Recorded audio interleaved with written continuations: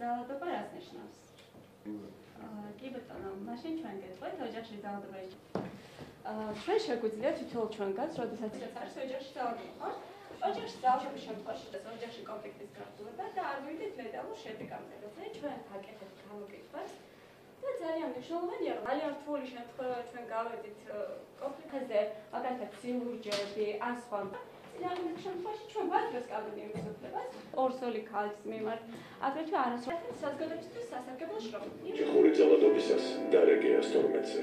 ძალადობა დასჯადია შინაგან საქმეთა სამინისტრო.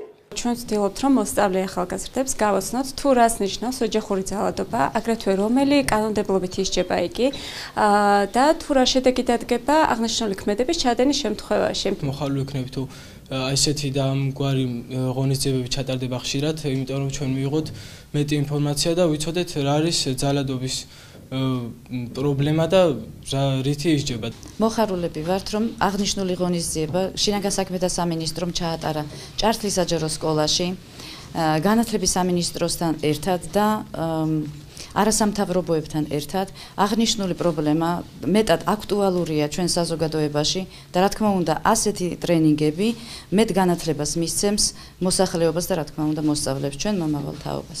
ძალიან მნიშვნელოვანია ასეთი შეხვედრები, რადგან საზოგადოებაში დაბალია განათლების დონე აი ამ მიმართულებით ძალადობის მხრივ და სასურველი იქნება, რომ შემდეგშიც გაგრძელდეს აქტიურად ეს თანამშრომლობა სკოლებთან, საზოგადოებასთან და ჩვენც არასამთავრობო წარმომადგენლები აქტიურად ჩავერთვებით ამ საქმიანობაში.